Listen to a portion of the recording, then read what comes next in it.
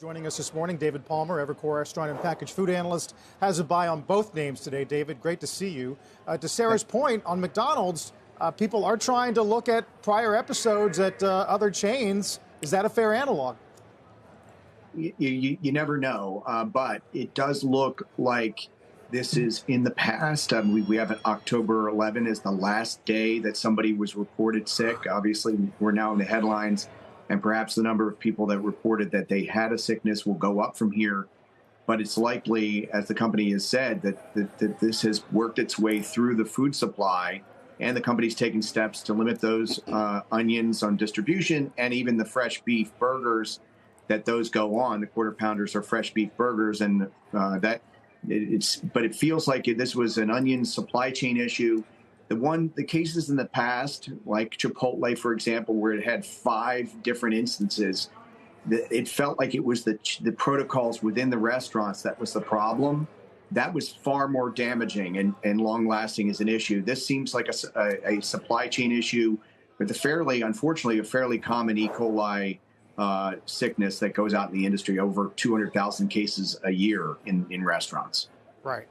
A lot of the notes today making note of the fact that we obviously mentioned the stock's been a winner over the past 12 months, and this notion that things were just beginning to click these last few months, whether that was the value meal tailwind, stronger dollar, and maybe we were in a period a few days ago of rising estimates.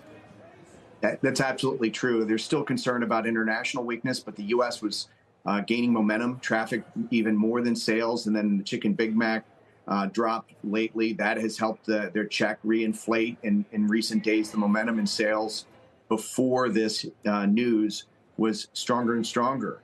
So it's tough timing in terms of this U.S. turnaround that seemed to be getting into full swing here, heading into the fourth quarter. But the key thing here from here is whether the news keeps on flowing and the cases keep on coming. Yeah, it was also getting a lot of, we were talking about yesterday, good brand exposure between the two presidential candidates fighting over how much time they've been at McDonald's.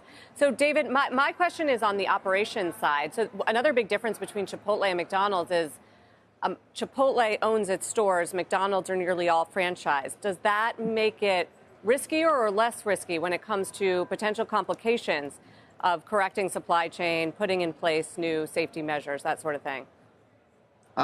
That's not as important as, of course, operations are always important, and it's important for the franchisees to represent the brand. But the brand is the brand to the consumer.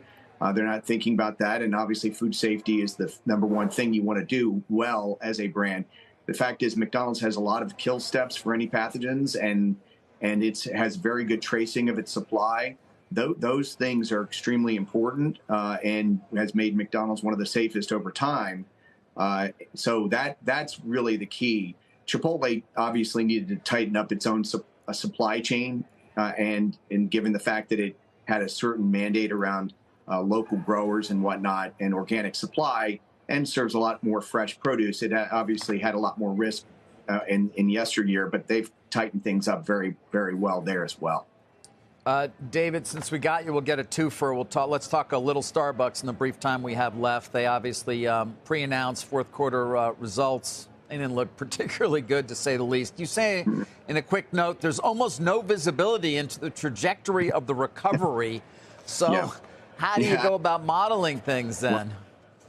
Well, we basically straight-lined the type of margin performance they did here in this fiscal fourth quarter through fiscal 25.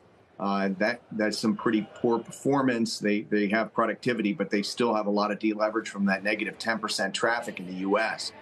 The comparisons do ease coming into November, December because of that Gaza image incident last year. They got entangled with all of that politicized issue. But more importantly, this is just the beginning of a brand turnaround under Brian Niccol, and you're going to see a lot of the same things that he did there at Chipotle here. That's going to be important on the brand building side, but a lot of it's going to come down to operations and restoring the peace on the inner store, and for the barista, getting them better support to be the brand ambassador they can be, and refocusing on the core coffee. So there's a lot of work to do, but by heading into fiscal 26, we're betting that is going to be a turnaround that's happening by then.